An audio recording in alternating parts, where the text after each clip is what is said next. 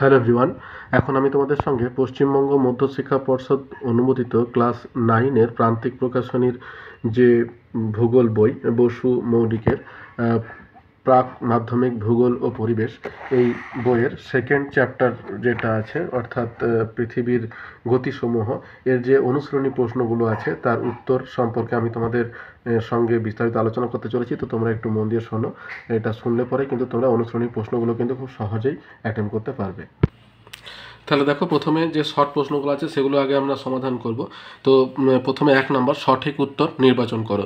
তো 1 নম্বর প্রশ্নমান, তো এখানে দেখো 1 নম্বর আছে পৃথিবীর কক্ষপথের পরিধি হলো, তোমার উত্তর হবে 96 কোটি কিলোমিটার, যেটা তোমার খ।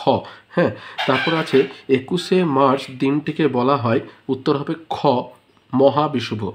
নেক্সট আছে আন্টার্কটিকায় গ্রীষ্মকালের সূচনা হয় যে মাসে, অর্থাৎ কোন মাসে আন্টার্কটিকার সূচনা হয়, সেটা হচ্ছে তোমার ডিসেম্বর মাসে, যার জন্য ডিসেম্বর মাসে কিন্তু আন্টার্কটিকা অভিযানে বিজ্ঞানীরা বা গবেষকরা কিন্তু গিয়ে থাকে।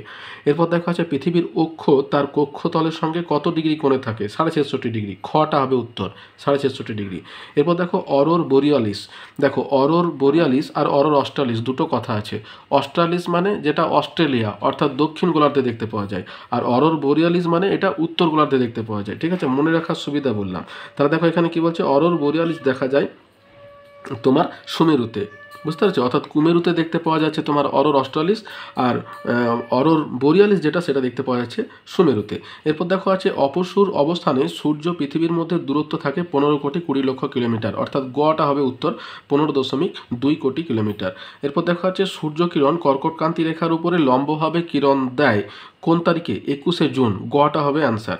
এরপর আছে দেখো সূর্য কিরণ মকরক্রান্তি রেখার উপরে লম্বভাবে কিরণ দেয় কোন তারিখে, 22শে ডিসেম্বর, খটা হবে উত্তর। নেক্সট 9 নাম্বার আছে পৃথিবী আবর্তন করে পশ্চিম থেকে পূর্বে, খটা হবে অ্যান্সার। নেক্সট আছে দেখো 10 নাম্বার নিরক্ষরেখায় পৃথিবীর আবর্তন গতির বেগ ঘন্টায় 1650 কিলোমিটার, গটা হবে অ্যান্সার 1650 কিলোমিটার। নেক্সট দেখো যে পৃথিবীর অনুসুর অবস্থা হয়, তাহলে অনুসুর মানে কি, যখন দূরত্বটা কমে যায়, তাহলে দূরত্বটা কমে যায় 3রা জানুয়ারি, আর বেড়ে যায় অর্থাৎ অপসুর হয় 4ঠা জুলাই, তাহলে 3রা জানুয়ারি, কটা হবে অ্যান্সার। নেক্সট দেখো পৃথিবীর আবর্তনের বেগ সবচেয়ে বেশি নিরক্ষরেখায়, এটা একেবারে সবচেয়ে বেশি নিরক্ষরেখায় একেবারে শূন্য হয়ে যায় তোমার মেরুবিন্দুতে। এরপর দেখা যাচ্ছে 21শে মার্চ ও 23শে সেপ্টেম্বর সূর্যরশ্মি লম্বভাবে পড়ে তোমার নিরক্ষরেখাতে, খটা হবে অ্যান্সার। নেক্সট দেখা যাচ্ছে পৃথিবী থেকে সূর্যের গড় দূরত্ব 15 কোটি কিলোমিটার, গটা হবে অ্যান্সার। নেক্সট আছে 15 নম্বরে দেখো পৃথিবীর অপসূর অবস্থানের দিনটি হলো 4ঠা জুলাই, 3রা জানুয়ারি হচ্ছে অনুসুর আর 4ঠা জুলাই হচ্ছে অপসূর, অর্থাৎ দূরত্বটা বেড়ে যায় 15,20,00,000 কিলোমিটার, আর 3রা জানুয়ারি হয় 14,70,00,000 কিলোমিটার। এরপর দেখা আছে সৌরদিন অপেক্ষা নক্ষত্র দিন 3 মিনিট 56 সেকেন্ড বেশি, ঠিক আছে, খ যেটা আছে এটা হবে অ্যান্সার। নেক্সট দেখো 17 নাম্বারে আছে ঋতুচক্রে প্রধানত কটি ঋতু দেখতে পাওয়া যায়, 4টি ঋতু, গ্রীষ্ম বর্ষা শরৎ শীত, অর্থাৎ আমাদের ভূগোলের যে বইগুলো আছে সেখানে 4টে ঋতু আছে, ক্যালেন্ডারে আছে 6টা ঋতু, কিন্তু আমাদের ভূগোলের বইয়ে যে 4টে ঋতু আছে গ্রীষ্ম বর্ষা শরৎ শীত, সেই 4টি হচ্ছে প্রধান ঋতু। এরপর দেখা আছে যার আবর্তন দক্ষিণ থেকে উত্তর দিকে, সেটা কি, ইউরেনাস, অর্থাৎ সৌরজগতের যে সমস্ত গ্রহগুলো আছে তার মধ্যে ইউরেনাসের আবর্তন হচ্ছে দক্ষিণ থেকে উত্তরে, বাকিগুলো তোমার পশ্চিম থেকে পূর্বে, আর আরেকটা আছে যেটা আমার পূর্ব থেকে পশ্চিমে, এরকম তোমার 3টে রোটেশন কিন্তু লক্ষ্য করা যায়। তারপর দেখো আছে 19 নাম্বারে যেদিন পৃথিবীতে দিন এবং রাত্রির দৈর্ঘ্যের সমান হয় সেই দিনটি হচ্ছে বিষুব, বিষুব কথাটির অর্থই হচ্ছে তোমার সমান। নেক্সট দেখো আছে উত্তর গোলার্ধের সবচেয়ে বড় দিন হয় 21শে জুন, 21শে জুন কিন্তু উত্তর গোলার্ধে মানে উত্তরায়ণত কর্কটক্রান্তি রেখার উপরে সূর্য লম্বভাবে কিরণ দেয়, যার জন্য এই 21শে জুন তারিখে কিন্তু উত্তর গোলার্ধের দিনটা সব থেকে বড় হয়। তারপরে কিন্তু আবার যখন সূর্যের দক্ষিণায়ন শুরু হয় তখন ধীরে ধীরে দক্ষিণ গোলার্ধে আসতে শুরু করে, উত্তর গোলার্ধের দিন ছোট হতে থাকে, দক্ষিণ গোলার্ধের দিন বড় হতে থাকে। এরপর দেখা যাচ্ছে সূর্যের উত্তরায়ণ শুরু হয় কোন দিন, 22শে ডিসেম্বর উত্তরায়ণটা শুরু হয়। নেক্সট দেখা আছে পৃথিবীর গটা হবে অ্যান্সার, অর্থাৎ 22 নম্বর আছে দেখো পৃথিবী যে পথে সূর্যের চারিদিকে ঘোরে তাকে কি বলে, তাকে কক্ষপথ বা কক্ষ, ঘটা হবে অ্যান্সার। নেক্সট দেখো আছে অধিবর্ষ 9, অধিবর্ষ 9 মানে কি গো, যেটা তোমার চাঁদ দিয়ে ভাগ করলে তোমার মিলবে না। এবারে এখানে দেখো এই যে তোমার যে হিসাবটা আছে সেটা বুঝলে পরে এটা তো 4 দিয়ে ভাগ করলে মিলেই যাবে, কিন্তু এটা যখন হবে এটা 400 দিয়ে ভাগ করতে হবে, বুঝতে পেরেছো? তাহলে 400 দিয়ে ভাগ করলে কিন্তু এটা মিলছে না, অতএব গটা হবে অ্যান্সার 2100। হ্যাঁ, তারপর দেখো 24 নম্বর আছে পৃথিবীর পরিক্রমণ গতিবেগ হলো গতিবেগ হলো তোমার 30 কিলোমিটার পার সেকেন্ড, খটা হবে অ্যান্সার। নেক্সট দেখো আছে সূর্যের দক্ষিণায়ন শুরু হয় যে তারিখের পর, সেটা হচ্ছে তোমার 21শে জুন, কটা হবে তোমার অ্যান্সার। নেক্সট দেখো 26 নম্বর আছে কোনো অঞ্চলে সারা বছর দিন রাত্রির দৈর্ঘ্য সমান কখন হয়, তোমার নিরক্ষীয় অঞ্চলে। হ্যাঁ, এখানে কিন্তু দিন রাত্রির দৈর্ঘ্যটা সমান, যার জন্য এটাকে তোমার নিরক্ষরেখা বা একে সমাক্ষরেখাও বলে থাকে। এরপর দেখো শুদ্ধ অশুদ্ধ, অর্থাৎ কোনটা ঠিক কোনটা ভুল এটা আমাদেরকে করতে হবে। প্রথমে 1 নম্বর আছে 22শে ডিসেম্বর তারিখে উত্তর গোলার্ধে দিন বড় হয়, না এটা ভুল, ঠিক আছে। তারপর দেখো আছে 21শে মার্চ পৃথিবীব্যাপী বসন্তকাল, এটাও কিন্তু ভুল। নেক্সট দেখো আছে 22শে ডিসেম্বর উত্তর গোলার্ধে দিন বড় রাত ছোট হয়, এটাও ভুল, অর্থাৎ অশুদ্ধ, ঠিক আছে। অনুসুর অবস্থানের তারিখটি হলো 3রা জানুয়ারি, হ্যাঁ অবশ্যই ঠিক, 3রা জানুয়ারি অনুসুর, আর 4ঠা জুলাই হচ্ছে অপসুর। জাপানকে নিশীথ সূর্যের দেশ বলে, ভুল, নরওয়েকে নিশীথ সূর্যের দেশ বলে। তারপর 6 নম্বর দেখো আছে 22 ডিসেম্বর তারিখটিকে কর্কট সংক্রান্তি বলে, না ভুল, 22 ডিসেম্বরকে বলে না। 7 নম্বরে আছে দেখো পৃথিবীর আবর্তন গতির ফলে দিন রাত্রির উদ্ভব হয়, হ্যাঁ সঠিক, এটা হচ্ছে একটা ফলাফলের মধ্যে পড়ে, আর পৃথিবীর আবর্তন গতির ফলে দিন রাত্রি সংঘটিত হয়। তারপর দেখো আছে পৃথিবীর আবর্তন গতির ফলে বায়ুর গতি বিক্ষেপ ঘটে, এটাও সঠিক, অর্থাৎ শুদ্ধ। 21শে মার্চকে মহাবিষুব বলে, শুদ্ধ, অর্থাৎ ঠিক, 21শে মার্চকে বলা হয় মহাবিষুব, 23শে সেপ্টেম্বরকে বলা হয় জলবিষুব। তারপর দেখো ডিসেম্বর মাসে আন্টার্কটিকা অভিযানে যাওয়া উচিত, সঠিক, তার কারণ হচ্ছে ডিসেম্বর মাসে আন্টার্কটিকাতে গ্রীষ্মকাল থাকে, তাপমাত্রাটা কিছুটা হলেও কম থাকবে। নেক্সট 11 নম্বর আছে দেখো কোরিওলিস বলের প্রভাবে উত্তর গোলার্ধে আয়ন বায়ু বাম দিকে বেঁকে যায়, না ভুল, উত্তর গোলার্ধে ডান দিকে, দক্ষিণ গোলার্ধে বাম দিকে, তাহলে বাম দিকে বেঁকে যায় দক্ষিণ গোলার্ধে, এটা লেখা আছে উত্তর গোলার্ধে, অর্থাৎ এটা কিন্তু অশুদ্ধ। তারপর দেখো পৃথিবীর পরিক্রমণ গতির ফলে সমুদ্র স্রোতের গতি বিক্ষেপ ঘটে, না এটা ভুল, এটা তোমার আবর্তন গতির ফলে হয়। তারপর 13 নম্বর দেখো আছে বৃহস্পতির পরিক্রমণ বেগ সবচেয়ে বেশি, না ভুল, পরিক্রমণ গতি বৃহস্পতি সবচেয়ে বেশি নয়। তারপর দেখো পৃথিবীর কক্ষপথের আকৃতি উপবৃত্তাকার, সঠিক উত্তর। তারপর দেখো আছে, অর্থাৎ এটা শুদ্ধ হবে। তারপর দেখো অরোরা অস্ট্রালিস, তাহলে অরোরা অস্ট্রালিস, অস্ট্রেলিয়া কোন দিকে আছে গো, অস্ট্রেলিয়া আছে দক্ষিণ দিকে, তাহলে দক্ষিণ দিকটা হবে সঠিক। তাহলে এখানে কি লেখা আছে, অরোরা অস্ট্রালিস দেখা যায় উত্তর দিকে, উত্তর মেরু অঞ্চলে, তাহলে এটা ভুল হয়ে গেল, যদি এটা দক্ষিণ থাকতো তাহলে এটা ঠিক হতো। তারপর দেখো আছে পৃথিবীর হেলানো অক্ষের কারণেই পৃথিবীর বিভিন্ন অংশে দিন এবং রাত্রির তারতম্য হয়, এটা সঠিক, হেলানো আছে বলেই কিন্তু ঋতু পরিবর্তনটা হয়, এবং দিন এবং রাত্রির এটা হচ্ছে প্রধান কারণ, অর্থাৎ আমাদের যে ঋতু পরিবর্তন হয় তার একটা প্রধান কারণ হচ্ছে পৃথিবী তার কক্ষতলের সঙ্গে 66.5 ডিগ্রি কোণে অবস্থান। এরপর দেখো শূন্যস্থান পূরণ। প্রথমে 1 নম্বর দেখো কি দিয়েছে, পৃথিবীতে ঋতু পর্যায়ের মূলে রয়েছে পৃথিবীর পরিক্রমণ গতি, তাহলে এই শূন্যস্থানে বসবে তোমার পরিক্রমণ। তারপর 2 নম্বর দিয়েছে দেখো অধিবর্ষে ফেব্রুয়ারি মাসে তোমার কত দিনের হয়, 29 দিনের, হ্যাঁ অর্থাৎ একটা দিন বেশি হয়। 3 নম্বর হচ্ছে ডিসেম্বর মাসে দক্ষিণ গোলার্ধে ড্যাশ কাল, গ্রীষ্মকাল।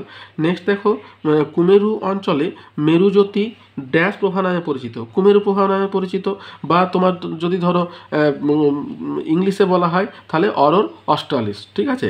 বায়ু এবং সমুদ্র স্রোতের দিক বিক্ষেপের কারণ হচ্ছে তোমার পৃথিবীর আবর্তন গতি, এখানে ফাঁকে বসবে তোমার, অর্থাৎ এই ড্যাশে বসবে তোমার পৃথিবীর আবর্তন গতি। তারপর দেখো আছে ড্যাশ তারিখে উত্তর গোলার্ধে দিন সবচেয়ে বড় এবং রাত সবচেয়ে ছোট হয়, এটা হবে 21শে জুন, ঠিক আছে। নেক্সট দেখো আছে অধিবর্ষের ফেব্রুয়ারির 29 তারিখকে কি বলা হয়, অধিদিন, অধিদিন মানে একটা দিন বেশি, অর্থাৎ নর্মালি হয় 28 দিন, আর ওই একটা দিন তোমার যেহেতু বেশি হয় তাই এটাকে বলছে অধিদিন। নেক্সট দেখো 8 নাম্বার দিয়েছে ড্যাশ দিনটিকে কর্কট সংক্রান্তি বলে, 21শে জুন কর্কট সংক্রান্তি, 22শে ডিসেম্বর মকর সংক্রান্তি। তারপরেই দেখো দিয়েছে মকর সংক্রান্তি ঘটে ড্যাশ তারিখে, সেটা হচ্ছে 22শে ডিসেম্বর। নেক্সট দেখো আছে পৃথিবীতে জলবিষুব হয় ড্যাশ তারিখে, 23শে সেপ্টেম্বর, 21শে মার্চ আর 23শে সেপ্টেম্বর। মহাবিষুব হয় 21শে মার্চ আর 23শে সেপ্টেম্বর জলবিষুব হয়ে থাকে। এরপর দেখো আছে 11 নাম্বার পৃথিবীর আলো অন্ধকারের সীমারেখা হলে ছায়াবৃত্ত, অর্থাৎ যে স্থানে দিন এবং রাত্রি মিলিত হয় যে রেখা বরাবর সেটিকে ছায়াবৃত্ত বলা হয়। এবার দেখো ডান দিক বাম দিক মেলাতে বলেছে, তো অনহ কথাটির অর্থ হচ্ছে দিন, অর্থাৎ ক, এটা কিন্তু 1 নম্বরে কটাই হবে উত্তর। নেক্সট দেখো লিপ ইয়ার, লিপ ইয়ার হচ্ছে তোমার, এটা সঠিক উত্তর হচ্ছে তোমার 366 দিন, 366 দিনটা কিন্তু তোমার হচ্ছে লিপ ইয়ার, অর্থাৎ ঘটা হবে, সরি ভুল বললাম, তোমার লিপ ইয়ার হচ্ছে কর্কট সংক্রান্তি যেটা আছে 3 নাম্বার হচ্ছে কর্কট সংক্রান্তি। কর্কট সংক্রান্তিটা হচ্ছে 21শে জুন খ। হ্যাঁ, আর লিপ ইয়ারটা 366 দিনই হবে। নিশীথ সূর্যের দেশ হচ্ছে গ হ্যামারফেস্ট বন্দর। তাহলে এই হচ্ছে তোমার উত্তর।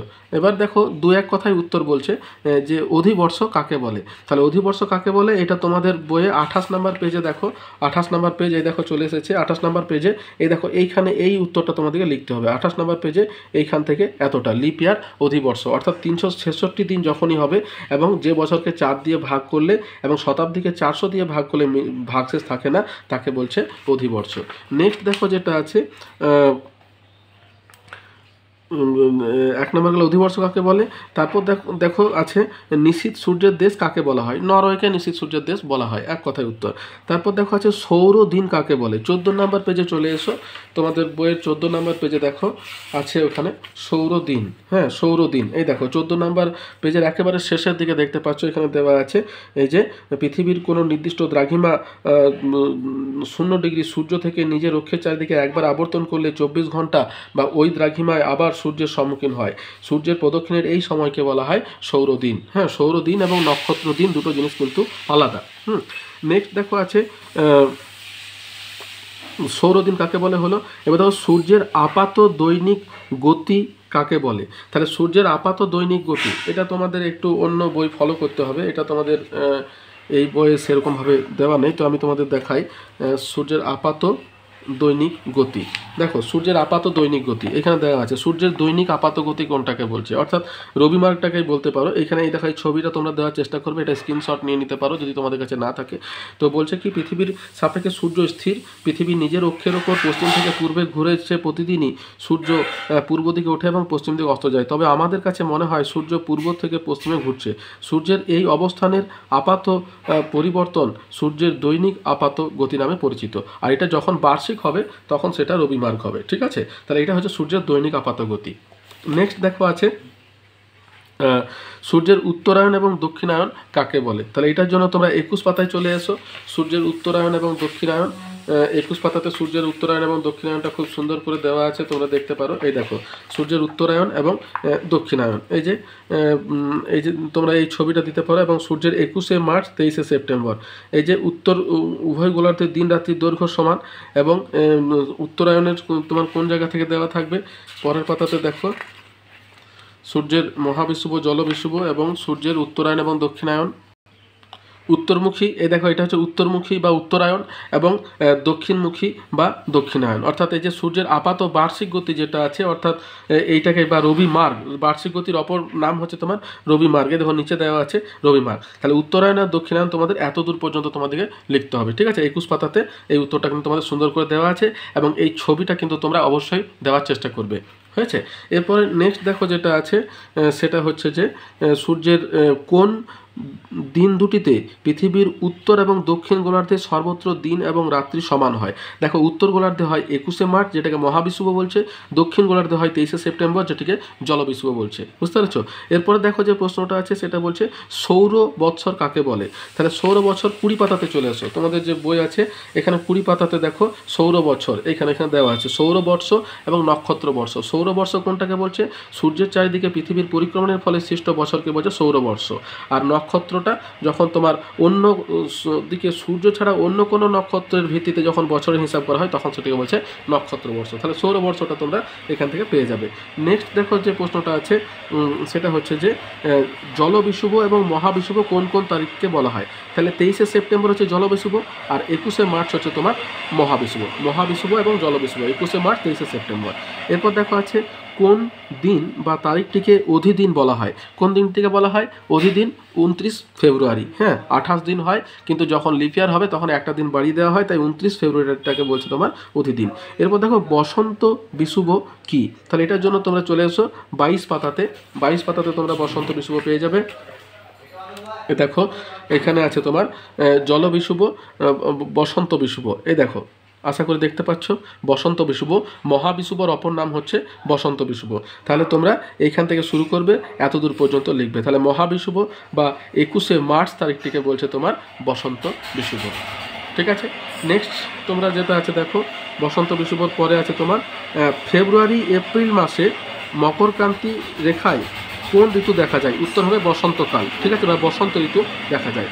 নেক্সট দেখো 12 নম্বরে আছে কোথায় পৃথিবীর আবর্তন বেগ শূন্য হয়? দুই মেরুতে, সুমেরু এবং কুমেরু বিন্দুতে, ঠিক আছে, মেরু অঞ্চলটা নয়, সুমেরু বিন্দু এবং কুমেরু বিন্দুতে তোমার আবর্তন বেগ একেবারেই শূন্য হয়। আর সব থেকে বেশি হয় নিরক্ষীয় অঞ্চলে। আর তাহলে নিরক্ষীয় অঞ্চল থেকে মেরু অঞ্চলের মধ্যে যে অঞ্চলগুলো আছে তাদের তোমার এর মধ্যে বিরাজ করে, অর্থাৎ নিরক্ষীয় অঞ্চল থেকে ধীরে ধীরে কমতে থাকে এবং মেরুতে একেবারেই শূন্য হয়ে যায়।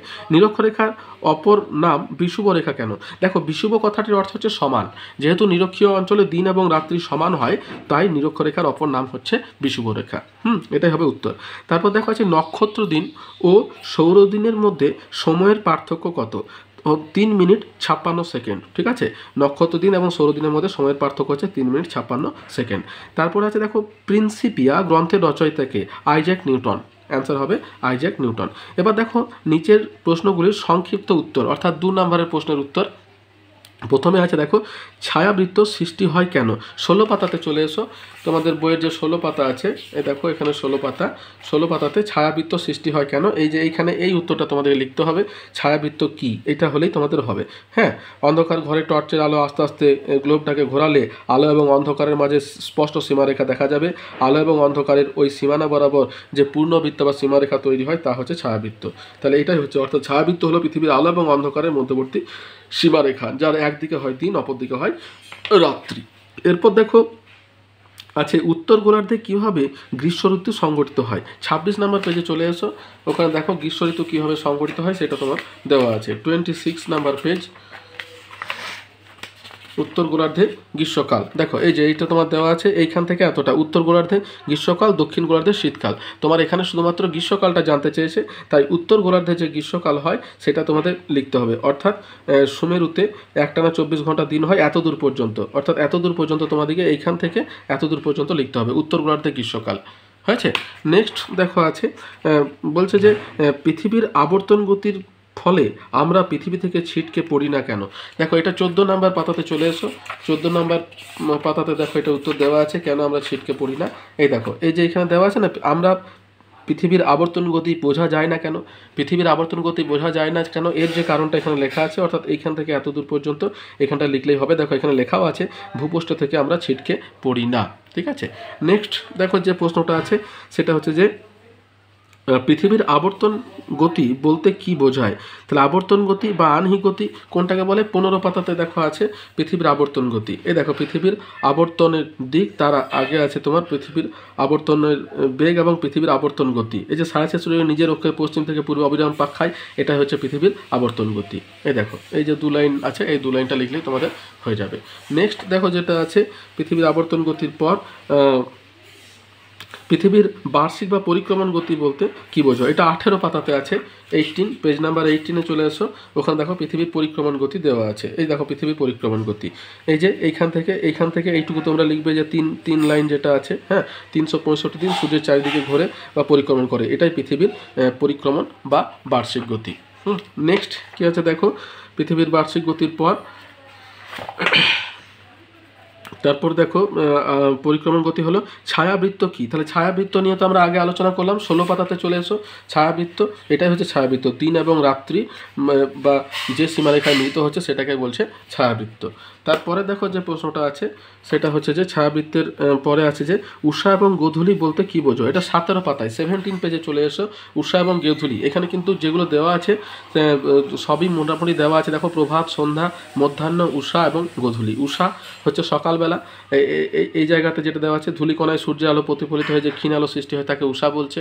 আর তোমার গোধূলি হচ্ছে তোমার সূর্যাস্তের আগের অবস্থা, সূর্যাস্তের পরের অবস্থা, অর্থাৎ সূর্যাস্তের পর বায়ুমণ্ডলে ধূলিকণায় সূর্যের আলো প্রতিফলিত হয়ে পশ্চিম আকাশে যে ম্লান আলো দেখা যায় তাকে গোধূলি বলা হয়। তাহলে এটা 17 পাতাতে উষা এবং গোধূলি কিন্তু এখানে তোমাদের সুন্দর করে দেওয়া আছে। নেক্সট যে প্রশ্নটা আছে সেটা হচ্ছে যে লিপ ইয়ার বা অধিবর্ষ কি? এটা 19 নম্বর পেজে চলে এসো। 19 নম্বর পেজে দেখো লিপ ইয়ার সম্পর্কে দেওয়া আছে। এই দেখো এখান থেকে শুরু করবে, লিপ ইয়ার কীভাবে চিহ্নিত করা যায় এখান থেকে তোমাকে শুরু করতে হবে। এটা অধিবর্ষ এবং পরবর্তী পেজে চলে আসবে এবং এত দূর পর্যন্ত আসবে তোমার অধিবর্ষ। ঠিক আছে। আর যদি উদাহরণ দিতে চাও তারপরে এগুলো দেওয়া আছে, এগুলো তোমরা উদাহরণ হিসাবে ব্যবহার করতে পারো। নেক্সট যে প্রশ্নটা আছে দেখো, বলছে যে লিভিয়ার হয়ে গেল, এবার কোরিওলিস বল কাকে বলে। 17 পেজে চলে এসো, কোরিওলিস বল কাকে বলে এটা দেওয়া আছে 17 নম্বর পেজে। কোরিওলিস বল, এই দেখো, পৃথিবীর আবর্তনজনিত যে বলের প্রবাহে বায়ু প্রবাহ, সমুদ্র স্রোত এবং পৃথিবী পৃষ্ঠের কোনো গতিশীল বস্তুর গতিবিক্ষেপ ঘটে তাকে কোরিওলিস বল বলা হয়। দেখো কোরিওলিস বল ওই তোমার কোনো একটা ফুটবলকে যদি তোমরা জলে ডুবিয়ে দাও এবং তারপরে যদি ওটাকে আঙুলের উপর ঘোরানোর চেষ্টা করো তাহলে কি হয়, জলটা চারিদিকে ছিটকে যায়। তাহলে এটাই হচ্ছে তোমার মানে কোরিওলিস বল, যেটা কোনো বল নয়, একটা ফল, অর্থাৎ পৃথিবীর ঘোরার জন্য যে দিক বিক্ষেপটা ঘটে থাকে সেটাকে বলছে কোরিওলিস বল। তাহলে দিক বিক্ষেপ বা গতি বিক্ষেপ ঘটে তাকে বলছে কোরিওলিস বল। নেক্সট দেখো যেটা আছে সেটা হচ্ছে যে পৃথিবীর আবর্তন না থাকলে কি হতো। 16 নম্বর পেজে চলে এসো, এখানেই দেওয়া আছে পৃথিবীতে যদি আবর্তন না থাকতো তাহলে কি হতো। তাহলে ভূগোলকে যদি আবর্তন না থাকতো, ভূগোলকে দিন রাত্রির সংগঠন হতো না। এখানে দেখো দেওয়া আছে, এই যে ছোট্ট করে একটা বক্স করে যেটা দেওয়া আছে এখানে, পৃথিবীর আবর্তন গতি না থাকলে কি হতো, এই যে চিরদিন এবং চিররাত্রি হতো। এটাই হচ্ছে তোমার অ্যান্সার। নেক্সট দেখো যেটা আছে, বলছে যে পৃথিবীতে সূর্যোদয় এবং সূর্যাস্ত হওয়ার মূল কারণ কি, আবর্তন গতি। এটাই হবে অ্যান্সার। পৃথিবীর আবর্তন গতির জন্যই কিন্তু পৃথিবীতে সূর্যাস্ত এবং সূর্যাস্ত এবং সূর্যোদয় হয়ে থাকে। এরপর দেখো আমাদের সংক্ষিপ্ত ব্যাখ্যা প্রশ্নমূলক প্রশ্ন, অর্থাৎ 3 নম্বরে যে প্রশ্নগুলো আছে সেগুলো সম্পর্কে আমরা আলোচনা করব। বলছে মেরু অঞ্চলে 6 মাস দিন এবং 6 মাস রাত্রি হয় কেন। ঠিক আছে, তাহলে 23 নম্বর পেজে চলে এসো। 23 নম্বর পেজে ওখানে 6 মাস দিন এবং 6 মাস রাত্রিটা তোমরা দেখতে পাবে। এই দেখো 6 মাস দিন এবং 6 মাস রাত্রি। 23 নম্বর পেজে এখানে দেখো মেরু অঞ্চলে দিন রাত্রি। ঠিক আছে, এটাই হবে উত্তর। এখানে তোমার মেরু অঞ্চলে যে তোমার উত্তর মেরুতে 6 মাস দিন হয় এবং তারপর 6 মাস রাত্রি হয়, অর্থাৎ উত্তর গোলার্ধে যখন 6 মাস দিন হয় তখন দক্ষিণ মেরুতে তোমার 6 মাস রাত্রি হয়। আবার উত্তর মেরুতে যখন 6 মাস রাত্রি হবে তখন দক্ষিণ গোলার্ধে 6 মাস দিন হবে। এটা এখানে মেরু অঞ্চলে দিন রাত্রির সংগঠন এখান থেকে শুরু করবে 23 পাতা থেকে, এবং পরবর্তী তোমার পাতাতে তোমার এতদূর পর্যন্ত তোমাদেরকে লিখতে হবে, এতদূর পর্যন্ত 24 পাতার এতদূর পর্যন্ত তোমাদেরকে লিখতে হবে। ঠিক আছে, আর ছবিটা অবশ্যই দেবে। এই যে ছবিটা তোমার এখানে দেওয়া আছে, মেরু অঞ্চলের যে চিত্রটা, এই যে এই ছবি দুটো তোমরা ব্যবহার করতে পারো, তাহলেই কিন্তু তোমার হয়ে যাবে। নেক্সট যেটা আছে সেটা হচ্ছে যে 1990 সাল কেন অধিবর্ষ ছিল না তার কারণ ব্যাখ্যা করো। তোমরা 19 নম্বর পেজে চলে এসো, যেখানে অধিবর্ষ সম্পর্কে দেওয়া আছে, এবং 1900 সালটা কেন ছিল না সেটা হচ্ছে তোমার 400 দিয়ে ভাগ করলে তোমার যেহেতু মিলছে না তাই ওটা ছিল না। তাহলে অধিবর্ষের যে নিয়ম আছে সেগুলো তোমরা এখান থেকে শুরু করবে, অর্থাৎ 19 পাতাতে এখান থেকে তোমাকে লিখতে শুরু করতে হবে, এবং পরবর্তী 20 পাতাতে এতদূর পর্যন্ত অধিবর্ষের যে হিসাব আছে সেটা তোমরা বুঝিয়ে দেবে। এরপরে কি আছে, 1900 সালটাকে দেখবে 400 দিয়ে ভাগ করলে কিন্তু মিলছে না, যার জন্য সেটাকে অধিবর্ষ বলা যাবে না। এটাই হবে উত্তর। নেক্সট দেখো যেটা আছে, বলছে পৃথিবীর আবর্তনের বেগ সর্বত্র সমান হয় না কেন। তাহলে এটা 15 নম্বর পেজে চলে এসো। যদিও তোমরা জানো যে পৃথিবীর আকৃতির জন্য আবর্তনের বেগ সর্বত্র সমান হয় না। দেখো পৃথিবীর আবর্তন বেগ এই যে এখানে দেওয়া আছে, ওই যে আবর্তনের বেগ, তাহলে নিজের অক্ষের ওপর আবর্তন করে 24 ঘন্টা। এখানে কি পৃথিবীর অভিগত গোলক হওয়ার জন্য মাঝখানটা ফোলা এবং মেরু দিকটা একটু চাপা, এই জন্য পৃথিবীর নিরক্ষরেখার পরিধি সবচেয়ে বেশি এবং এখানে গতিবেগটা সবচেয়ে বেশি। আর তার সঙ্গে এই ছবিটা তোমরা একটু দেবে, নিরক্ষরেখার পৃথিবীর আবর্তন বেগ সবচেয়ে বেশি। ঠিক আছে, দেখো এই যে লাস্টের পাতা এখানে দেওয়া আছে পৃথিবীর আবর্তন বেগ সবচেয়ে বেশি। এটাই তোমরা করলে পরেই কিন্তু হয়ে যাবে। আবার পরবর্তী পাতাতে তোমার কমতে থাকে, অর্থাৎ 15 পাতা থেকে শুরু করার পর 16 পাতাতে এতদূর পর্যন্ত করলেই কিন্তু তোমাদের হয়ে যাবে, ততটাই কিন্তু তোমার কমতে থাকে পর্যন্ত। নেক্সট যে প্রশ্নটা আছে, তাহলে সর্বত্র সমান। এবার দেখো নিরক্ষীয় অঞ্চলে সর্বদা গ্রীষ্মকাল থাকে কেন। তাহলে নিরক্ষীয় অঞ্চলে সর্বদা গ্রীষ্মকাল থাকে কেন, 25 নম্বর পাতাতে চলে এসো। তার কারণ এখানে কিন্তু কোনো ঋতু পরিবর্তন হয় না।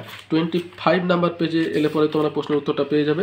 দেখো এখানে দেখো দেওয়া আছে সূর্যরশ্মির পতন কোণে তারতম্যে জলবায়ুর পরিবর্তন এবং নিরক্ষীয় অঞ্চলে সারা বছরই উষ্ণ আর্দ্র জলবায়ু বিরাজ করে কেন। এই যে শেষের দিকে দেখো দেওয়া আছে, এটা 25 পাতা থেকে শুরু করবে, এখান থেকে লিখতে শুরু করবে এবং এটা 26 পাতাতে চলে আসবে এবং 26 পাতাতে এত দূর পর্যন্ত তোমাদেরকে করতে হবে। ঠিক আছে, নেক্সট দেখো যেটা আছে সেটা হচ্ছে যে উত্তর গোলার্ধে যখন শীতকাল, দক্ষিণ গোলার্ধে তখন গ্রীষ্মকাল হয় কেন। তাহলে এটা তোমরা চলে এসো 27 পাতায়। 27 পাতাতে দেখো দেওয়া আছে উত্তর গোলার্ধে যখন গ্রীষ্মকাল, দক্ষিণ গোলার্ধে তখন শীতকাল। এই যে দেখো এখানে দেওয়া আছে উত্তর গোলার্ধে শীতকাল, দক্ষিণ গোলার্ধে গ্রীষ্মকাল। ঠিক আছে, আর তার সঙ্গে কিন্তু এই ছবিটা কিন্তু তোমাদেরকে দিতে হবে, এই ছবিটা এবং এই ছবিটা, দুটো ছবি কিন্তু তোমাদেরকে দেওয়ার চেষ্টা করতে হবে। তাহলে এইখান থেকে এতদূর পর্যন্ত লিখবে, তাহলে কিন্তু হয়ে যাবে উত্তর গোলার্ধে শীতকাল এবং দক্ষিণ গোলার্ধে গ্রীষ্মকাল। নেক্সট যে প্রশ্নটা আছে সেটা হচ্ছে যে গ্রীষ্মকালের তুলনায় শীতকালে দিন ছোট হয় কেন?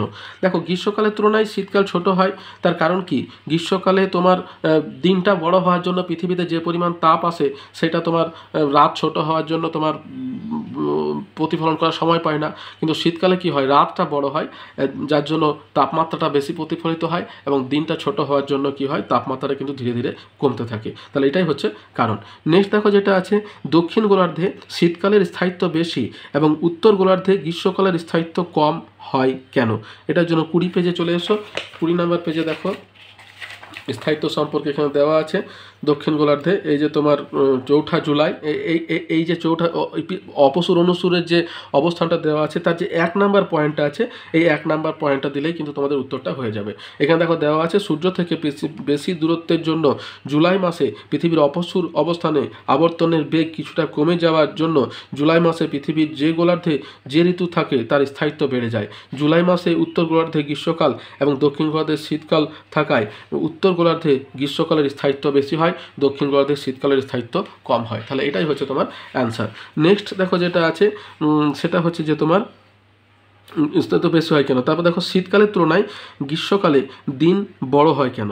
তাহলে শীতকালের তুলনায় গ্রীষ্মকালে দিন বড় হয় তার কারণ হচ্ছে গ্রীষ্মকালটাতে তোমার দিন বড় হওয়ার জন্য তোমার ওই সূর্যের লম্ব রশ্মি বেশি সময় ধরে আমাদের পৃথিবীতে আসতে পারে, বা আমাদের এটা উত্তর গোলার্ধে যেহেতু তোমার ওই যে তোমার 4 জুলাই তারিখে হয়, তার পৃথিবীর গতিবেগটা তোমার কম হয়, এটাই হচ্ছে তোমার এর কারণ। তারপর দেখো 10 নম্বরে আছে সুমেরু প্রভা এবং কুমেরু প্রভা কি? অরোর অস্ট্রালিস, অরোর বোরিয়ালিস। ঠিক আছে, 24 পাতাতে দেখো তোমার দেওয়া আছে সুমেরু প্রভা এবং কুমেরু প্রভা। এই দেখো এখানে সুমেরু প্রভা এবং কুমেরু প্রভা কি এবং এর কারণ দুটোই কিন্তু এখানে দেওয়া আছে। তাহলে সুমেরু প্রভা হচ্ছে অরোর বোরিয়ালিস যেটা উত্তর গোলার্ধে দেখতে পাওয়া যায়, আর কুমেরু প্রভা হচ্ছে তোমার অরোর অস্ট্রালিস যেটা দক্ষিণ গোলার্ধে। তোমাদের মনে রাখার সহজ নিয়ম হচ্ছে কুমেরু প্রভা অর্থাৎ কুমেরু অর্থাৎ দক্ষিণ গোলার্ধে অস্ট্রেলিয়া অবস্থিত। ঠিক আছে, যার জন্য অস্ট্রালিসটা সবসময় হবে তোমার কুমেরু অর্থাৎ দক্ষিণ দিকে। তাই এখানে তোমার দেওয়া আছে এবং তার কারণও কিন্তু এখানে তোমার দেওয়া আছে। ঠিক আছে, নেক্সট দেখো যেটা আছে সেটা হচ্ছে যে কাকে নিশ্চিত সূর্যের দেশ বলা হয় এবং কেন বলা হয়? নরওয়েকে বলা হয়, সে তো আমরা প্রত্যেকেই জানি। এবং কেন বলা হয় তার কারণটা দেখো এখানে তোমার দেওয়া আছে। নিশ্চিত সূর্যের দেশ নরওয়েকে বলা হচ্ছে, তার কারণ হচ্ছে তোমার এটা নিশ্চিত সূর্যের দেশ। এই যে এখানে দেওয়া আছে নিশ্চিত সূর্যের দেশ এবং নিশ্চিত সূর্য। এখানে তোমার নরওয়েকে এবং নিশ্চিত সূর্যের মধ্যে হতে সূর্য দেখতে পাওয়া যায়। তাহলে তোমাদেরকে এইখান থেকে এত দূর পর্যন্ত কিন্তু তোমাদেরকে লিখতে হবে। ঠিক আছে, নিশ্চিত সূর্যের দেশ। নেক্সট দেখো যেটা আছে বলছে যে মেরু অঞ্চলে সর্বদা শীতকাল হয় কেন? তার কারণ হচ্ছে এখানে সর্বদা তোমার 28 নম্বর পেজে চলে এসো। প্রথম কারণ হচ্ছে তোমার সূর্য তোমার লম্বভাবে কিরণ দেয় না, এখানে তীর্যকভাবে দেয়। আর এখানে যখন তোমার 6 মাস দিন থাকে তো এবং 6 মাস রাত থাকে, এই দুটো কারণের জন্যই। দেখো এখানে মেরু অঞ্চলে সারা বছরই শীতকাল থাকে কেন? 28 নম্বর পেজে এইখান থেকে এত দূর পর্যন্ত কিন্তু তোমাদেরকে লিখতে হবে। বুঝতে পেরেছো? এরপরে দেখো যেটা দেওয়া আছে বলছে যে কোন কোন দিন পৃথিবীর সর্বত্র দিন রাত্রি সমান হয় এবং কেন হয়? 26 নম্বর পাতাতে চলে এসো। দিন এবং রাত্রি সর্বত্র সমান হয় এবং কেন হয় এখানে দেখো দেওয়া আছে তোমার 21শে মার্চ থেকে দেখো উত্তর গোলার্ধে গ্রীষ্মকাল এবং ঋতু পরিবর্তনের জন্য দেওয়া আছে কোন দিন রাত্রি তোমার যেখানে সমান হচ্ছে। তাহলে 21শে মার্চ এবং 23শে সেপ্টেম্বর এই দুটোই হবে তোমার উত্তর। ঠিক আছে, 21শে মার্চ এবং 23শে সেপ্টেম্বর। দেখো এখানে যে ছবিটা দেওয়া আছে আর এখানে দেখো দেওয়া আছে 21শে মার্চ এবং 23শে সেপ্টেম্বর। নেক্সট আমাদের যেটা আছে সেটা দেখো বলছে ডিসেম্বর মাসে বিজ্ঞানীরা আন্টার্কটিকা অভিযানে যান কেন? তার কারণ হচ্ছে আন্টার্কটিকাতে তোমার গ্রীষ্মকাল থাকে, অর্থাৎ তাপমাত্রাটা তোমার কিছুটা হলেও কম থাকবে। তাহলে এটা তোমার 27 পাতাতে তোমরা পেয়ে যাবে কেন যায় আন্টার্কটিকা অভিযানে। 27 পাতাতে একেবারে নিচের দিকে দেখো এই যে বক্সটা দেওয়া আছে, এখানে কিন্তু খুব সুন্দর করে দেওয়া আছে যে কেন যায়, একদম পুরো লেখা আছে ডিসেম্বর মাসে বিজ্ঞানীরা আন্টার্কটিকা অভিযানে যান কেন। নেক্সট যে প্রশ্নটা আছে দেখো সেটা হচ্ছে যে সৌরদিন এবং নক্ষত্র দিন সম্পর্কে লেখো। সৌরদিন এবং নক্ষত্র দিন 14 পাতাতে চলে এসো, পেজ নাম্বার 14। 14 নম্বর পেজে তোমার দেওয়া আছে সৌরদিন এবং নক্ষত্র দিন। এই দেখো এখানে আছে সৌরদিন, 14 নম্বর পেজে আছে সৌরদিন, আর 15 নম্বর পেজে আছে তোমার নক্ষত্র দিন। ঠিক আছে, সৌরদিন এবং নক্ষত্র দিন। নেক্সট আছে দেখো তোমার কোরিওলিস বল কোন কোন বিষয় দ্বারা নিয়ন্ত্রিত হয়? দেখো কোরিওলিস বল প্রধানত দুটো বিষয় দ্বারা নিয়ন্ত্রিত হয়। একটা হচ্ছে তোমার পৃথিবীর অক্ষের চারিদিকে ঘূর্ণন, অর্থাৎ কীরকমভাবে ঘুরছে, আর বস্তুটির বেগ, অর্থাৎ যে বস্তুটির কোরিওলিস বল সম্পর্কে আমরা জানছি তার বেগ সম্পর্কে। এছাড়া বস্তুর উড়ানের সময়কাল, অক্ষাংশ ইত্যাদি বিষয়ের উপরও কিন্তু নির্ভর করে। নেক্সট দেখো যেটা আছে, পার্থক্য লিখতে বলছে মহাবিষুব, জলবিষুব। 22 নম্বর পেজে চলে এসো। 22 নম্বর পেজে তোমার মহাবিষুব এবং জলবিষুব দেওয়া আছে। এই দুটোর মধ্যে পার্থক্য এই দেখো, এখানে তোমার দেওয়া আছে মহাবিষুব এবং জলবিষুব, তিনটে পার্থক্য আছে। এই তিনটে পার্থক্যই করবে, তাহলেই হবে। নেক্সট দেখো যেটা আছে, যে পার্থক্য বলছে আহ্নিক গতি এবং বার্ষিক গতি বা আবর্তন গতি এবং পরিক্রমণ গতি। এটা তোমার 19 নম্বর পেজে চলে এসো। এখানে তোমার দেওয়া আছে আবর্তন গতি এবং পরিক্রমণ গতি। এই দেখো এখানে আছে আবর্তন গতি এবং পরিক্রমণ গতি। এখানে তোমার চারটে পার্থক্য দেওয়া আছে, এই চারটেই করবে, তাহলেই হবে। নেক্সট যেটা আছে দেখো, বলছে পার্থক্য অক্ষ এবং কক্ষপথ। হ্যাঁ, 14 নম্বর পাতাতে চলে এসো। অক্ষ মানে যার উপরে পৃথিবী ঘুরছে, আর কক্ষপথ মানে যে রাস্তা দিয়ে পৃথিবী ঘুরছে। এই দেখো তোমার পৃথিবীর অক্ষ এবং পৃথিবীর কক্ষ, এই দুটোর মধ্যে পার্থক্য, তিনটে পার্থক্য দেওয়া আছে, তিনটে করবে, তাহলেই হবে। নেক্সট দেখো যেটা আছে পার্থক্য কর্কট সংক্রান্তি এবং মকর সংক্রান্তি। এটা দেখো তোমাদের এই বইয়ে অতটা ভালো করে নেই, আমি অন্য একটা বই দেখাই, যেটা হাজরা গোরাঙ্গের বই, তোমার প্রান্তিক প্রকাশনেরই 22 নাম্বার পেজে দেওয়া আছে। এই দেখো কর্কট সংক্রান্তি এবং মকর সংক্রান্তি। তোমরা এটা স্ক্রিনশট নিতে পারো, আমি কিছুক্ষণ রাখছি, অথবা এখান থেকে লিখে নিতে পারো, তাহলে কর্কট সংক্রান্তি এবং মকর সংক্রান্তির মধ্যে পার্থক্য এখানে পেয়ে যাবে। এরপরে দেখো যেটা আছে, বলছে পার্থক্য লিখতে বলছে অপসুর এবং অনুসুর। তাহলে এটা আমরা জানি, অপসুর হচ্ছে তোমার 3রা জানুয়ারি আর 4ঠা জুলাই, সরি, অনুসুর হচ্ছে 3রা জানুয়ারি আর অপসুর হচ্ছে 4ঠা জুলাই। 20 নম্বর পেজে দেখো দেওয়া আছে। এই দেখো অপসুর এবং অনুসুর, অনুসুরের দৈর্ঘ্যটা কমছে এবং অপসুরে বাড়ছে। 15 কোটি 20 লক্ষ যেটা 4ঠা জুলাই, আর 14 কোটি 70 লক্ষ যেটা 3রা জানুয়ারি। এখানে অপসুর অনুসুর সম্পর্কে দেওয়া আছে, তোমরা এইখান থেকে তোমার এতদূর পর্যন্ত তোমাদেরকে করতে হবে, অপসুর অবস্থান এবং অনুসুর অবস্থান। হ্যাঁ, নেক্সট দেখো যেটা আছে অপসুর অনুসুর কক্ষ পার্থক্য, অপসুর অনুসুরের মধ্যে পার্থক্য। এই যে এখানে নিচের দিকে দেখো দেওয়া আছে, এই যে অপসুর এবং অনুসুরের মধ্যে পার্থক্য, চারটে পার্থক্য আছে, চারটে করবে, তাহলেই হবে। এরপর দেখো পৃথিবীর আবর্তন আমরা অনুভব করি না কেন? এই প্রশ্নের উত্তর আমরা আগেও করেছি, 15 নম্বর পেজে দেখো দেওয়া আছে আমরা অনুভব করি না কেন, আমরা ছিটকে যাই না কেন, এটা এসেছিল। এখানে দিচ্ছি অনুভব করে না কেন। তাহলে দেখো এখানে দেওয়া আছে পৃথিবীর আবর্তন গতি বোঝা যায় না কেন, এখান থেকে এইটুকু করবে, তাহলেই হবে। নেক্সট দেখো আছে বলছে যে অরোরা কি এবং কেন সৃষ্টি হয়। 24 পাতাতে এসো, অরোরা 24 পেজ। এই দেখো অরোরা মানে তোমার অরোর বোরিয়ালিস, অরো অস্ট্রালিস, অর্থাৎ প্রভাটাকে বলছে অরোরা। সুমেরু প্রভাবকে বলছে অরোরা বোরিয়ালিস, আর কুমের প্রভাব বলছে অরোরা অস্ট্রালিস, এবং তার কারণটাও কিন্তু দেখো এখানে দেওয়া আছে, যে নিচের দিকে, ঠিক আছে। তাহলে 24 পাতাতে এখানে এটা পুরোটা করলে পরে কিন্তু তোমাদের হয়ে যাবে। নেক্সট যেটা আছে সেটা দেখো, পৃথিবীর আবর্তন গতির সপক্ষে 3টি যুক্তি দাও। হ্যাঁ, তাহলে এটা দেখো তোমাদের একটু অন্য বই দেখতে হবে, এটা তোমাদের বইয়ে সঠিকভাবে নেই, সপক্ষে 3টি যুক্তি। তো আমি একটা অন্য বই থেকে দেখাচ্ছি, দেখো সপক্ষে যুক্তি। এই দেখো 3টি যুক্তি দিয়েছে, এগুলোর মধ্যে যে কোনো 3টে তোমরা দিতে পারো। তো এখানে অনেকগুলোই দেওয়া আছে। প্রথমে হচ্ছে দিন রাত্রির পর্যায়ক্রমিক সংগঠন, ঠিক আছে, এটা তোমরা দিতে পারো। দিন এবং রাত্রি যে ঘটছে সেটা হচ্ছে একটা যুক্তি, এবং এই ছবিটা তোমাদের দিতে হবে। তারপর দেখো পৃথিবীর অভিগত গোলকীয় আকৃতি, যা পৃথিবীর গতির জন্যই কিন্তু তার আকৃতিটা অভিগত গোলক আকৃতি হয়েছে, এটা একটা। তারপর দেখো এখানে দেওয়া আছে 3 নম্বরে খুব উঁচু স্থান থেকে পতনশীল প্রস্তরখণ্ডের আপাত স্খলন। হ্যাঁ, 4 নম্বর আছে কৃত্রিম উপগ্রহ থেকে তোলা ছবি। হ্যাঁ, 4টে, তোমাদেরকে যে কোনো 3টে বলেছে। তো এর ছাড়া দেখো আরও কতগুলো দেওয়া আছে, অন্যান্য গ্রহের আবর্তন, সমুদ্র স্রোত, বায়ুপ্রবাহ গতিবিক্ষেপ, জোয়ার ভাটা সংগঠন, ফুকুর পরীক্ষা। হ্যাঁ, তাহলে এইগুলোর মধ্যে যে কোনো 3টে তোমরা দিতে পারো। নেক্সট যেটা আছে দেখো, পৃথিবীর আবর্তন গতির ফলাফল চিত্র সহ আলোচনা করো। তাহলে 16 পেজে চলে এসো, এখানে তোমার ফলাফলটা দেওয়া আছে। এই দেখো পৃথিবীর আবর্তন গতির ফলাফল, এই যে এখানে দেখো দেওয়া আছে পৃথিবীর দিনরাত্রি সংগঠন, পৃথিবীর জোয়ার ভাটা সৃষ্টি, কোরিওলিস বল, বায়ুপ্রবাহ, সমুদ্র স্রোত, সূর্যোদয় সূর্যাস্ত। 5 নম্বর আছে তোমার পৃথিবী, উদ্ভিদ এবং প্রাণীর সৃষ্টি, 1 ডিগ্রিতে সময়ের পার্থক্য 4 মিনিট। এটা পৃথিবীর আবর্তনের ফলে নিরক্ষীয় অঞ্চলে মেরুবাসের তুলনায় এত কিলোমিটার স্ফীত হয়েছে। তাহলে এগুলো হচ্ছে তোমার ফলাফল।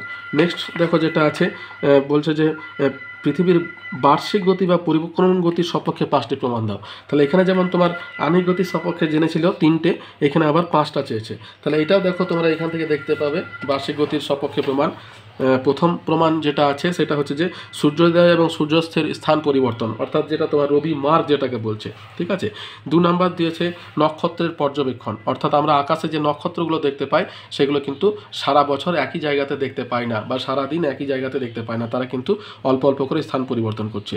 ঋতু পরিবর্তন এবং দিন রাত্রির দৈর্ঘ্যের হ্রাস বৃদ্ধি 3 নাম্বার। 4 নাম্বার হচ্ছে অন্যান্য গ্রহের বার্ষিক গতি পর্যবেক্ষণ। 5 নাম্বার হচ্ছে উপগ্রহ থেকে তোলা চিত্র। তাহলে এইগুলোই হচ্ছে তোমার প্রমাণ। নেক্সট দেখো যেটা আছে 5টা চেয়েছে, তাহলে 5টা প্রমাণ আমি তোমাদের দিলাম। এরপরে দেখো যেটা আছে যেটা হচ্ছে বছরের বিভিন্ন সময়ে বার্ষিক রবি সঞ্চরণ বা রবি মার্গের বিভিন্ন অবস্থার সচিত্র বিবরণ দাও। 21 নম্বর পেজে চলে এসো তোমাদের বইয়ে। হ্যাঁ, তাহলে সূর্যের আপাত গতি, সূর্যের বার্ষিক গতি, তো সূর্যের বার্ষিক গতি যেটা সেটাকেই তোমার বলছে রবি মার্গ। এই দেখো এখানে তোমাদের আগেই বলেছিলাম সূর্যের আপাত বার্ষিক গতি যেটা আছে এইটাকেই বলছে তোমার রবি মার্গ। এই ছবিটা তোমাদেরকে দিতে হবে, আর এইখান থেকে এত দূর পর্যন্ত কিন্তু তোমাদেরকে লিখতে হবে রবি মার্গ, মানে রবির পথ, সূর্যের পথ। এরপরে দেখো যেটা আছে পৃথিবীর পরিক্রমণ গতির 5টি ফলাফল লেখো। এটা 19 নম্বর পাতাতে চলে এসো তোমাদের বইয়ে। 19 নম্বর পাতাতে দেখো পরিক্রমণ গতির ফলাফল এখানে দেওয়া আছে। তোমার প্রথম যেটা দিয়েছে সেটা হচ্ছে সারা বছর দৈনিক হ্রাস বৃদ্ধি, দিনরাত্রির হ্রাস বৃদ্ধি এবং ঋতু পরিবর্তন, এই দুটোকেই কিন্তু তোমার দিয়েছে। কিন্তু এখানে আবার চেয়েছে কটা পরিক্রমণ গতির 5টি ফলাফল লেখো। তাহলে তোমরা যখন এই দুটো এখানে আছে, বাকি ফলাফলগুলো তোমরা এখান থেকে এই যে তোমার প্রমাণ যেগুলোকে বললাম, এই যে তোমার বার্ষিক গতির প্রমাণ, এই যে বার্ষিক গতির সপক্ষে প্রমাণ, এই যে সূর্যোদয় সূর্যাস্তের স্থান পরিবর্তন, ওই দুটো তো হলোই। হ্যাঁ, ঋতু পরিবর্তন আর দিন রাত্রির হ্রাস বৃদ্ধি। তাছাড়া এই সূর্যোদয় সূর্যাস্তের স্থান পরিবর্তন, তারপরে তোমার নক্ষত্রদের পর্যবেক্ষণ অর্থাৎ নক্ষত্রদের স্থান পরিবর্তন, ঋতু পরিবর্তন এবং দিন রাত্রির হ্রাস বৃদ্ধি, এটা তো আছেই লেখা। তারপরে এই যে অন্যান্য গ্রহের বার্ষিক গতি পর্যবেক্ষণ, উপগ্রহ থেকে তোলা চিত্র, এইগুলো হবে তোমার ওই বার্ষিক গতির ফলাফল।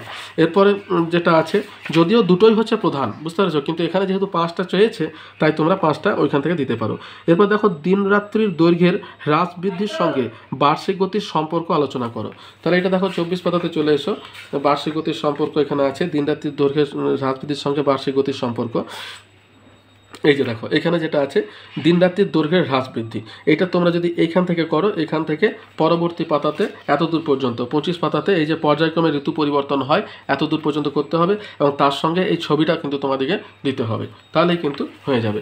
নেক্সট যেটা আছে সেটা বলছে দেখো পরিক্রমার মধ্যে 5টি জড়িতের সম্পর্ক আলোচনা করো। তারপর দেখো পৃথিবীতে ঋতু পরিবর্তনের কারণ আলোচনা করো। তাহলে ঋতু পরিবর্তনের কারণ 24 পাতাতে চলে আসো। 24 পাতাতে দেখো এখানে পৃথিবীতে ঋতু পরিবর্তনের কারণ। তাহলে 1 নম্বর হচ্ছে দিন রাত্রির হ্রাস বৃদ্ধি, 2 নম্বর হচ্ছে তোমার সূর্যরশ্মির পতন কোণ। হ্যাঁ, এখানে লিখতে হবে। তবে এই যে ইয়েলো কালারের যে বক্সের মধ্যে আছে এগুলো দেওয়ার দরকার নেই, এই যে সূর্যরশ্মির পতন কোণ। হ্যাঁ, তারপরে দেখো 26 এই দুটোই হচ্ছে তোমার সূর্যরশ্মির পতন কোণ, এই দুটোই তোমার লিখতে হবে। নেক্সট যেটা আছে সেটা হচ্ছে দেখো দিন রাতে ঋতু পরিবর্তনের কারণ। তাহলে ঋতু পরিবর্তনের কারণ আমরা করলাম। এরপর দেখা হচ্ছে পৃথিবীর অপসূর এবং অনুসূর অবস্থা সম্পর্কে চিত্রসহ আলোচনা করো। 20 পাতাতে চলে এসো। 20 পাতাতে অপসূর অনুসূর আমরা এর আগেও করেছি শর্ট প্রশ্ন করার সময়। তাহলে এখানে অপসূর কাকে বলে, অনুসূর কাকে বলে, এগুলো তোমাদেরকে লিখতে হবে।